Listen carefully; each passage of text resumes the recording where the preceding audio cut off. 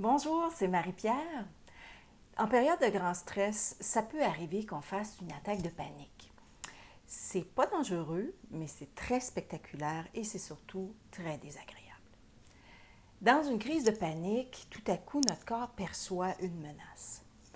Notre cerveau, en une fraction de seconde, va libérer un cocktail chimique dans notre corps pour nous permettre de fuir ou combattre. C'est pour ça que notre cœur se met à battre plus fort, notre respiration s'accélère, on a chaud. Si on faisait un sport, on trouverait ça normal. Mais quand on est assis sur le divan en écoutant un film, c'est vraiment pas cool, puis surtout on se demande, mais qu'est-ce qui arrive? D'abord, la crise, elle ne se déclenche pas pour rien. Même si on n'en est pas conscient, souvent, il y a une sensation, une odeur, un son ou une pensée, parce que notre hamster continue à tourner quand on a des problèmes, même quand on écoute un film. Alors, il y a cette sensation ou cette pensée qui va déclencher la crise que j'ai décrite tout à l'heure. Et idéalement, on voudra essayer de comprendre le phénomène et de le prévenir.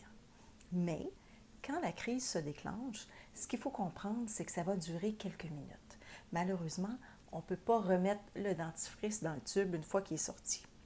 Alors, on peut avoir l'impression d'étouffer, mais en fait, c'est le contraire.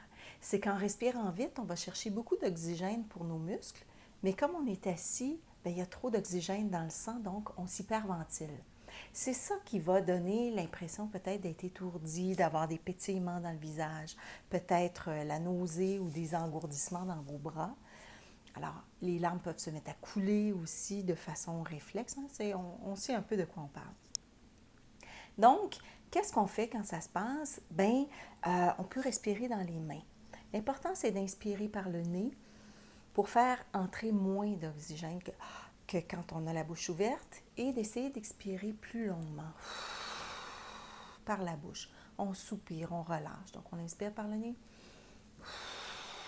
On inspire, on expire longuement par la bouche une quinzaine de fois. Vous allez voir, au début, ça va être difficile parce que ça va inspirer tout le temps, puis petit à petit, le rythme va se stabiliser. Pour ça, vous pouvez aussi utiliser votre ventre. Gonfler le ventre en inspirant, puis à l'expiration, vous pouvez même forcer un petit peu, comme si vous vouliez coller votre nombril sur la colonne vertébrale. Ça va stimuler votre diaphragme et votre système nerveux parasympathique, qui est l'antidote naturel au stress. C'est ça qu'on veut. Alors, si vous assistez à la scène, s'il vous plaît, gardez votre calme. Vous pouvez mettre les mains sur les épaules de la personne. Vous pouvez surtout lui décrire les informations que j'ai données tout à l'heure pour l'aider à compter les respirations, à expirer par la bouche, etc. Et donc, ça va occuper ses pensées, ça va l'aider à se ramener. Vous pouvez lui dire que vous êtes là et que vous êtes disponible pour appeler les secours si jamais ce n'était pas une crise de panique, ce qui pourrait aussi arriver. Il faut garder ça en tête.